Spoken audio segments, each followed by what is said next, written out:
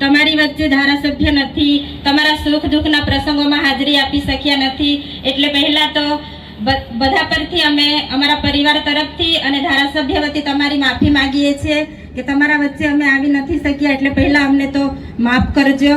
કેમ કે 1 લાખથી પણ વધુ મત આપીને તમે એક ધારાસભ્ય બનાવ્યા છે, વિધાનસભામાં મોકલ્યા છે અને તમે મત આપ્યા છે છતાં પણ તમારા વચ્ચે સુખ દુઃખના પ્રસંગોમાં આવી નથી શકતા, એટલે પહેલા તો તમે દિલથી અમને માફ કરજો. હવે ટૂંક સમયમાં આપણી ચૂંટણીઓ આવી રહી છે, તાલુકા જિલ્લાની, એના માટે આપણે એક સભા રાખી છે, એટલે તમે બધા સાથ સહકાર આપજો. અને ખાસ તો જોઈ રહેલા છે અમે કે રોજે કે બધી જગ્યાએ સારો પ્રચાર થાય છે, લોકો આપણને ખૂબ પ્રેમ ભાવથી આવકારે છે, સારો સાથ સહકાર આપે છે. જ્યારે ભાજપના લોકો પ્રચાર કરવા જાય છે તો લોકો એમને ભગાડે છે, એ પણ આપણે બધા જોઈએ છે સોશિયલ મીડિયામાં. એટલે પહેલા તો અહીંયાથી જ આપણી જીત દેખાય છે આપણને કે આપણને સહકાર આપે છે ને એ લોકોને નકારે છે, એટલે પહેલી જીત આપણી અહીંયા જ છે.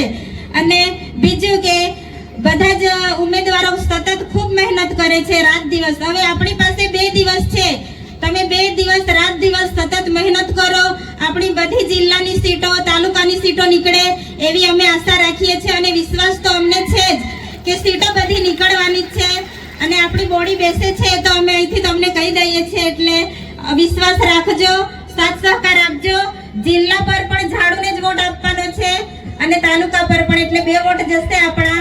કોઈને ના સમજ પડતી હોય તો સમજાવજો, આપણા કોઈ દાદા હોય, વડીલોને હોય ના સમજણ પડતી હોય એમને પણ યુવાન મિત્ર સમજાવે એવી અમે આશા રાખીએ છીએ. આપણા ધારાસભ્ય ચૂંટાયા પછી એક પણ દિવસે ઘરે આરામ કર્યો નથી, સતત આપણા માટે લડતા રહી છે, એટલે ભાજપની સરકારને આંખોમાં કણાની જેમ ખૂંચે છે, એટલા માટે નાના નાના કેસ કરીને એમને જેલમાં મોકલે છે. આપણે બધા જાણીએ છીએ મંડળા જિલ્લા પંચાયત ભૂલી નથી જવાનું, ગ્લાસ છે આપણી સામે, ભૂલવાનું નથી. જેણે કેસ કર્યો છે તે જ આપણી સામે છે, આપણે એનો બદલો લેવાનો ટાઈમ આવી ગયો છે. મંડળા જિલ્લા પંચાયત ભૂલી ના જતા, આપણે ગ્લાસ સાથે ટક્કર લેવાની છે, એટલે કોઈ ભૂલી નથી જવાનું. એ કેસના લીધે એમને તડીપાર કરી અને ડેડિયાપાડામાં આવવા નથી દેતા, એટલે એ બદલો આપણે લેવાનો જ છે, એટલે તમે સતત મહેનત કરજો એવી અમે આશા રાખીએ છીએ. અને આપણા જે 7 ટર્મથી સાંસદ છે, મીડિયાના માધ્યમથી અમને જાણવા મળે છે કે કમલમમાં નીલરામભાઈ સાથે કઈ લાફામારી થઈ છે, તો આપણા સાંસદને લાફો માર્યો છે નીલરામભાઈએ. તો સાંસદ મનસુખભાઈ સાંભળજો, તમે જ્યાં બી હોય ત્યાં લોકોને ખુલાસો આપો. તમે 7 ટર્મથી સાંસદ છો છતાં પણ તમારે લાફો ખાવો પડે. આ કેવા સાંસદ છો તમે કે તમારે લાફો ખાવો પડે?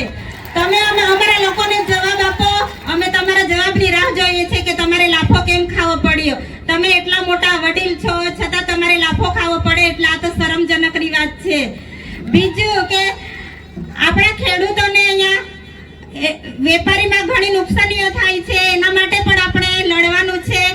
અને ગામડે ગામડે અમે જઈએ છીએ, બધા અમને રોજગારીનું કામ પૂછે છે કે રોજગારી કેમ બંધ કરી દીધી છે. તો આ જે મનરેગાનું કૌભાંડ હતું 2500 કરોડનું, બચુ ખાબડે કૌભાંડ કરેલું ખબર છે ને, 2500 કરોડનું.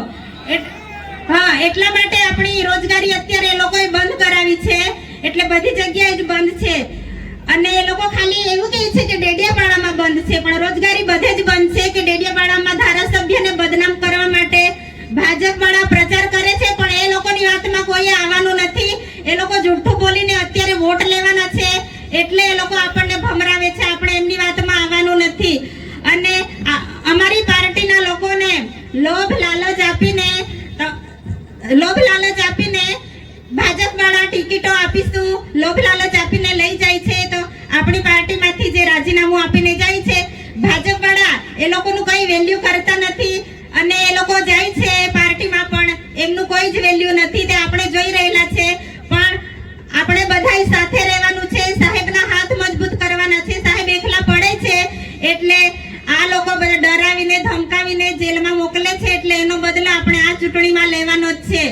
પોલીસ કર્મીઓ અને અધિકારીઓ પણ સાંભળી લેજો, તમારાથી સહન થાય એટલું જ કરજો, નહીં તો અમારી સરકાર બનશે તો અમે વ્યાજ સાથે હિસાબ લઈશું તમારો, એટલું તમે, કેમ કે અમારા લોકોને ઘણા હેરાન કરો છો. અમે રોજના રોજ વિડીયો જોઈએ છે, એટલે તમારાથી સહન થાય એટલા જ હેરાન કરજો. અમે વ્યાજ સાથે હિસાબ લેવા તૈયાર છે અમારા લોકો સાથે.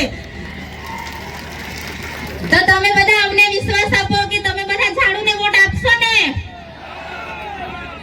હા, તમે આપશો એવી અમે તો આશા રાખીએ છીએ, કેમ કે અમને લોકોનો ખૂબ સારો પ્રતિસાદ મળે છે.